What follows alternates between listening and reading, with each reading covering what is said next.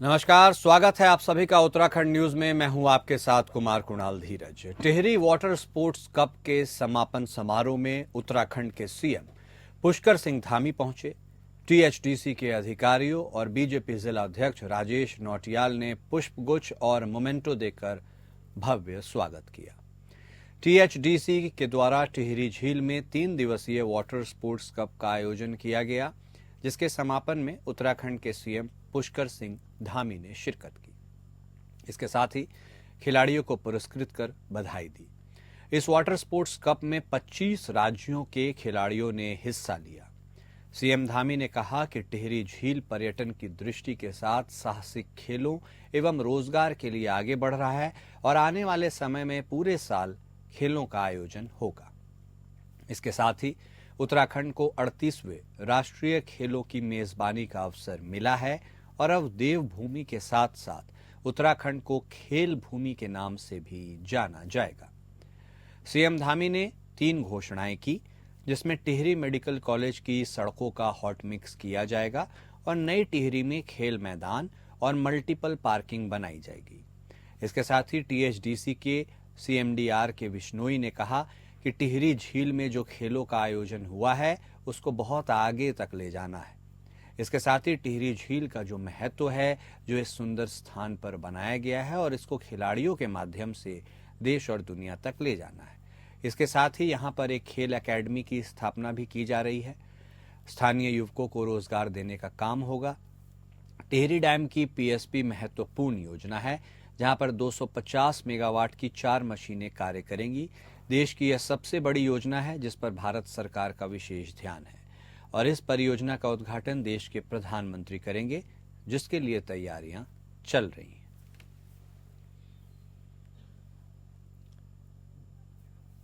तो water sports cup के समापन समारोह में उत्तराखंड के मुख्यमंत्री पुष्कर सिंह धामी ने शिरकत की।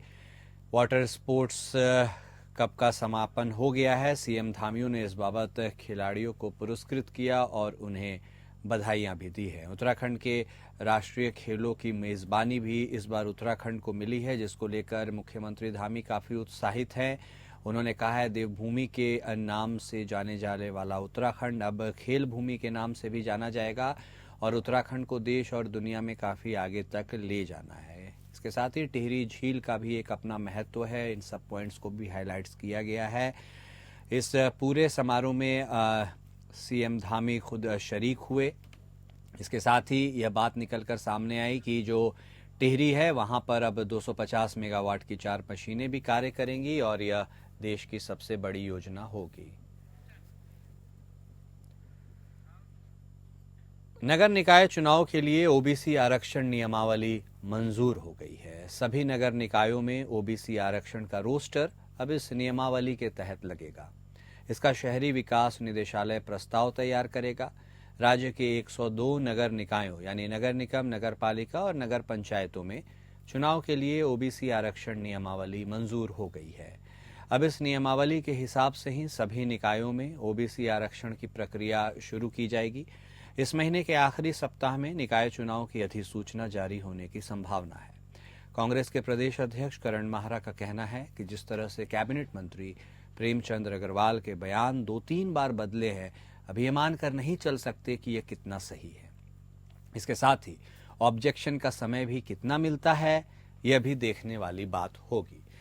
वहीं आपको बता दें कि नगर निकाय चुनाव में इस बार सुप्रीम कोर्ट के आदेश के अंतर्गत एकल सदस्यीय समर्पित आयोग की रिपोर्ट के हिसाब से ओबीसी आरक्षण लागू किया जाना है। 2018 के निकाय चुनाव तक सभी निकायों में 14% ओबीसी आरक्षण लागू था, जो इस बार बदलने जा रहा है। अब निकायों में ओबीसी आबादी के हिसाब से सीटों का आरक्षण तय होगा।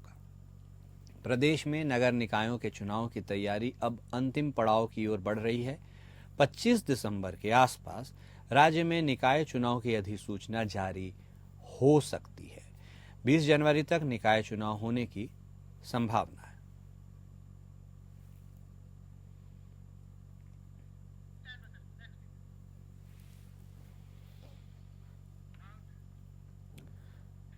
वहीं राज्य में सौर ऊर्जा को बढ़ावा देने के लिए ऊर्जा विभाग सौर ऊर्जा मेले का आयोजन करने जा रहा है, जिसकी जानकारी देते हुए यूपीसीएल के एमडी अनिल यादव ने बताया कि 16 और 17 दिसंबर को राजधानी देहरादून में सौर ऊर्जा मेले का आयोजन किया जा रहा है, जिसमें पूरे भारतवर्ष से सौर ऊर्जा से संबंधित विशेषज्ञ पहुंचेंगे। इसके साथ ही दोनों ही दिन मेले को आकर्षक बनाने के लिए सांस्कृतिक कार्यक्रम आयोजित किए जाएंगे। उत्तराखंड के व्यंजनों को परोसा जाएगा। इसके साथ ही सौर ऊर्जा से संबंधित तमाम स्टॉल्स भी लगाए जाएंगे। तो वहीं अनिल यादव ने यह भी बताया कि इस वर्ष के सौर ऊर्जा के लक्ष्य को विभाग पूरा कर चुका है, जिस कारण आज सौर ऊर्जा क्षेत्र में उत्तराखंड 5वें नंबर पर अग्रणी राज्य के रूप में कार्य कर रहा है।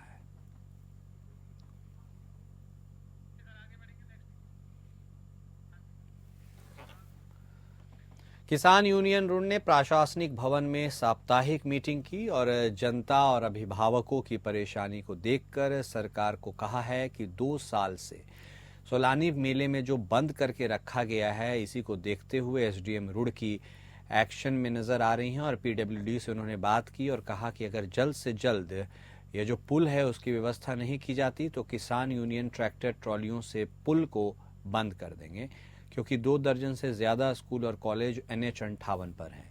यहाँ से जाने वाले बच्चे तकरीबन 20 किलोमीटर का चक्कर काट रहे हैं, जिससे अभिभावकों पर अतिरिक्त दबाव हो रहा है। स्कूल कॉलेजों ने अपनी बस का किराया 500 से 700 रुपये बढ़ा दिया है। वहीं अगर बात की जाए किसान की और आम जनता की, तो इनको भी 20 किलोमीटर दूर से आना पड़ रहा है। रोडवेज बस का किराया हरिद्वार से रुड़की आने के लिए 13 से 15 रुपये बढ़ा दिया गया है और सरकार 2 साल से अब इस पर कोई ध्यान नहीं दे रही है। उन्होंने कहा कि अब ये सब चलने वाला नहीं है। आने वाले कुछ ही दिन में किसान यूनियन और जनता पुल को पूरी तरह से बंद करेगी और इसका जिम्मेदार उत्तराखंड सरकार होगा, न कि जनता। उन्होंने कहा कि जिस प्रकार से इस पूरे मसौदे को तैयार किया गया था, उसमें लाखों रुपए की बंदरबाट हुई है, फिर रिपोर्ट बनाया जा रहा है जिसकी कोई ज़रूरत नहीं है। पुल को जल्द से जल्द चालू किया जाए। इसी को देखते हुए किसान यूनियन ने अपनी रणनीति बनाना शुरू कर दिया है। जनता भी किसान यूनियन के साथ खड़ी दिख रही है। अगर बात की जाए तो जनता पूरी तरह से अपना गुस्सा प्रकट कर रही है। हमारे संवाददाता वीरेंद्र चौधरी फोन लाइन पर हमारे साथ जुड़ चुके हैं रुड़की से। वीरेंद्र, अब जिस तरह से इस पुल को लेकर किसान यूनियन और साथ ही जनता का समर्थन भी उन्हें मिलते हुए दिख रहा है, तो क्या यह उम्मीद की जाए कि इस पुल का कुछ अच्छा हो सकता है या फिर अभी भी फाइलों में दबकर यह पूरी कवायद रह जाएगी? क्या कुछ है पूरा अपडेट? जी कुणाल, अगर बात की जाए रुड़की सोलानी पुल जो NH-58 पर पड़ता है, इसी को जो पिछले 2 साल से ये खराब हो गया था, इसको देखते से बंद कर दिया गया था। जो छोटी गाड़ी जो चलती थी, बड़ी गाड़ी जो उसमें 2 दर्जन स्कूल और कॉलेज जो पढ़ते हैं, इन दोनों ये जो 2 दर्जन कॉलेज में बच्चों जो अभिभावक है उन पर अतिरिक्त जो बोझ पड़ रहा है 700 से 500 रुपए का जो अतिरिक्त बोझ पड़ रहा है। किसान लोग है जो आने वाले करीब लाखों की तादाद में जो लोग पढ़ते हैं, इसमें जो इसी से गुजरते हैं, इससे NH-58 पूरी तरह से बंद है 2 साल से। इसी को देखते हुए किसान यूनियन के रोड अध्यक्ष पदम सिंह रोड ने एक अपनी रणनीति बनाई और कल प्रेस कॉन्फ्रेंस की। उन्होंने कहा अगर ये पुल जल्द से जल्द चालू नहीं होता तो हम इस पर ट्रैक्टर ट्राली से बंद कर दिया जाएगा। इसके जो जिम्मेदार होंगे, इसके जिम्मेदार प्रशासन होगा, ना कि किसान या जनता होगी। और जब बात की जाए जनता की, जनता भी किसानों के साथ में खड़ी होती दिखाई दे रही है, क्योंकि जो अभिभावक है, जो किसानों के जो 2 इसमें जाते हैं, इसमें 700 से 500 से 700 रुपए लग रहे हैं। जो रोडवेज बस है उसमें 13 से 15 रुपए एक्स्ट्रा बढ़ा दिए, क्योंकि इसमें 20 रुपए अतिरिक्त जो वर्डन पड़ रहा है। इससे जो यहाँ की जनता काफी परेशान है। और जो किसान यूनियन के रोड अध्यक्ष पदम सिंह रोड ने कहा अगर किसी भी जो दिक्कत आती है, परेशानी आती है, कोई भी होता है, इसके जिम्मेदार यहाँ की उत्तराखंड सरकार होगी, ना कि जनता होगी। ठीक है वीरेंद्र, क्या किसान यूनियन ने किसी भी प्रकार का अल्टीमेटम दिया है, समय सीमा तय की है कि कब तक इस पुल को पूरे तरीके से सुचारू रूप से चालू कर देना है, या फिर अभी उन्होंने सिर्फ एक तरह से यह बात कही है? जी कुणाल, अगर बात की जाए, उन्होंने पीडब्ल्यूडी एक्शन से बात की और रुड़की जो ज्वाइंट मजिस्ट्रेट उनसे बात की। उन्होंने सोमवार तक का समय दिया। अगर सोमवार तक इसका या तो टेंडर वगैरह किया जाए या इस पे कोई प्रतिक्रिया दी जाए, नहीं दी जाती तो इस पर अनिश्चितकालीन धरना दिया जाएगा। उसमें किसान यूनियन के साथ साथ जो रुड़की की जो जनता है, रुड़की के जो देहात लगे हैं, सैकड़ों गांव इसमें लगे हुए, जो हरिद्वार से जोड़ने वाला NH-58 है, इसी को देखते हुए सभी लोग किसान यूनियन के साथ खड़े हैं। ये ऐसा पहली बार नजर आ रहा है कि जो जनता किसान यूनियन के साथ खड़ी है। जी ठीक है, बहुत धन्यवाद वीरेंद्र आपका हमारे साथ जुड़ने के लिए और जानकारी देने के लिए। अब बात चमोली जनपद की, जहां सीमांत क्षेत्र ज्योतिर्मठ के किसान रबी की फसल बीमा के लिए बड़ी तादाद में ब्लॉक मुख्यालय पहुंच रहे हैं। उन्नतशील काश्तकार इन दिनों पीएम फसल बीमा योजना के तहत रबी की फसल बीमा की जा रही है। ऐसे में प्रधानमंत्री फसल बीमा योजना के लिए मुख्य दस्तावेज किसान की खाता खतौनी और हिस्सा प्रमाण पत्र बनाने के लिए सुबह से ही किसान पहुंच रहे हैं। ज्योतिर्मठ तहसील के भूलेख कंप्यूटर कक्ष संख्या 6 के बाहर खिड़की पर खतौनी लेने के लिए सेब काश्तकारों की लंबी कतार नजर आ रही है। वहीं सभी किसानों की सुलभता के साथ खाता खतौनी उपलब्ध हो सके, इसके लिए तहसील प्रशासन द्वारा टोकन सिस्टम जारी कर काश्तकारों को टोकन नंबर के आधार पर एक एक कर खतौनी की नकल उपलब्ध कराई जा रही है।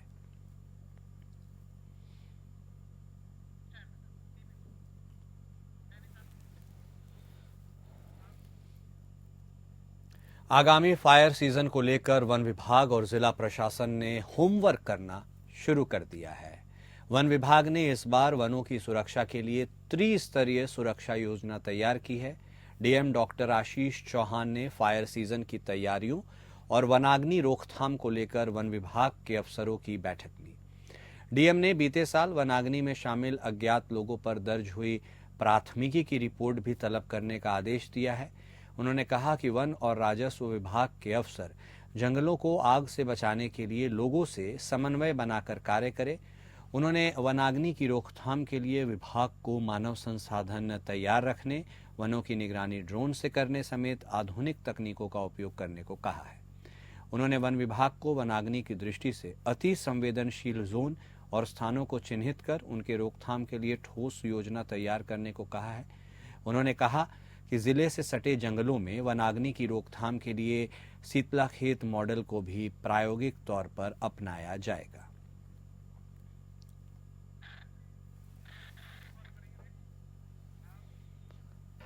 सरोवर नगरी नैनीताल और उसके आसपास अब प्रशासन द्वारा अलाव जलाने की व्यवस्था कर दी गई है। अलाव जलाने की व्यवस्था को लेकर कुछ दिन पहले एपीएन न्यूज ने प्रमुखता से यह खबर चलाई थी।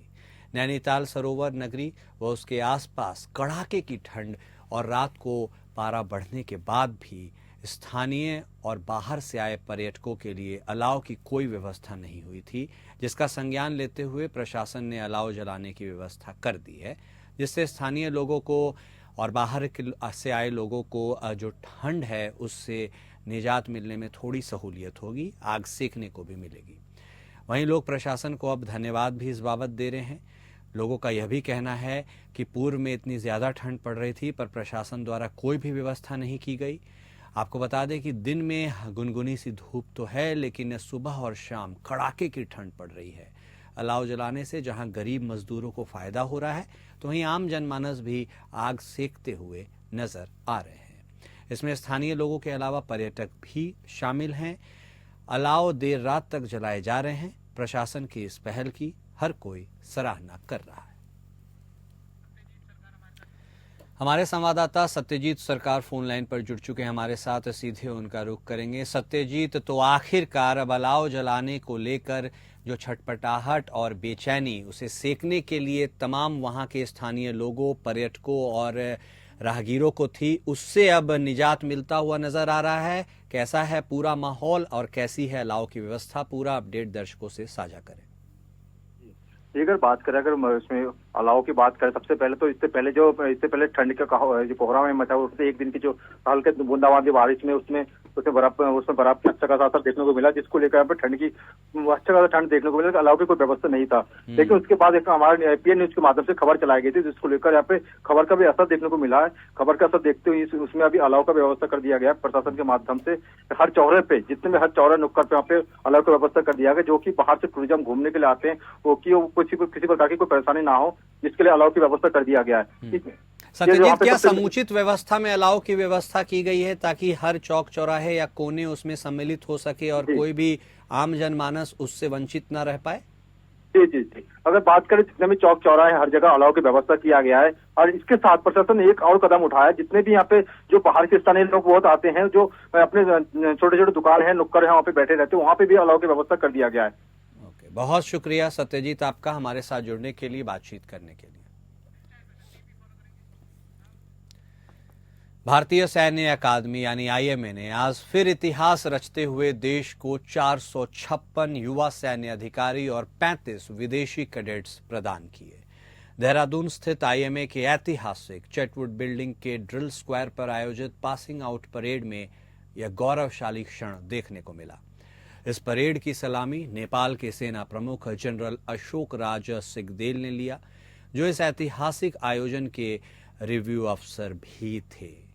आज के समारोह के साथ भारतीय सैन्य अकादमी ने अपने 91 साल के गौरवशाली इतिहास में देश और मित्र राष्ट्रों की सेनाओं को 66,119 सैन्य अधिकारी देने का रिकॉर्ड बना लिया है। बागेश्वर के नगरीय क्षेत्र में जल संस्थान बागेश्वर द्वारा बढ़े हुए दरों पर पानी का बिल थमाए जाने से व्यापारियों में नाराजगी है। पानी के बिलों में की गई अनावश्यक बढ़ोतरी से व्यापारियों का पारा बढ़ गया है। नगर व्यापार मंडल के अध्यक्ष कवि जोशी के नेतृत्व में जल संस्थान कार्यालय जाकर बागेश्वर के व्यापारियों ने प्रदर्शन किया है। उन्होंने पानी के बढ़े दामों से अपनी नाराजगी जाहिर की है और इसको लेकर के प्रदर्शन करने की भी बात आगे व्यापक तौर पर कही है।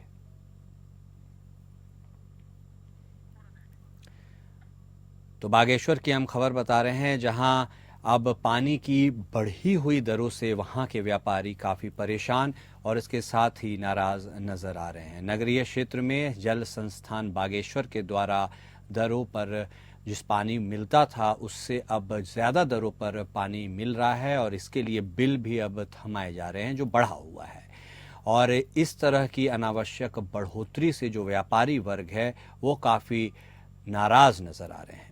नगर व्यापार मंडल और उसके अध्यक्ष कवि जोशी के नेतृत्व में जल संस्थान कार्यालय जाकर बागेश्वर के व्यापारियों ने प्रदर्शन किया है। उन्होंने अपनी नाराजगी जाहिर की है। साफ तौर पर उनकी मांग है कि जो अनावश्यक बढ़ोतरी की गई है उसे वापस लिया जाए। वहीं चंपावत के टनकपुर क्षेत्र के ग्राम ज्ञानखेड़ा में गुरुवार की देर रात एक घर में आग लग गई। अग्निकांड की चपेट में आने से एक महिला की मौत हो गई। मकान में आग लगने की सूचना पर पहुंची फायर ब्रिगेड ने कड़ी मशक्कत के बाद आग पर काबू पाया। घटना के बाद महिला का शव टनकपुर के उप जिला चिकित्सालय की मॉर्चरी में रखा गया है। पंचनामे की कार्रवाई के बाद शव को पोस्टमार्टम के बाद उनके परिजनों को सौंपा गया। बताया जा रहा है कि मृतक भावना वर्मा काफी समय से स्वास्थ्य संबंधी समस्याओं से जूझ रही थी। फिलहाल आग लगने के कारणों का पता नहीं चल पाया है।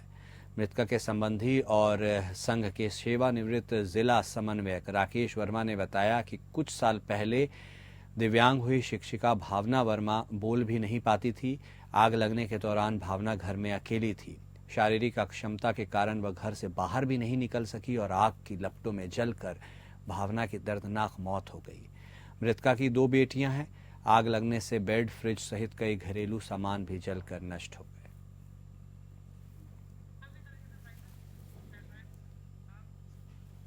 और उत्तराखंड न्यूज में अभी के लिए इतना ही। नमस्कार।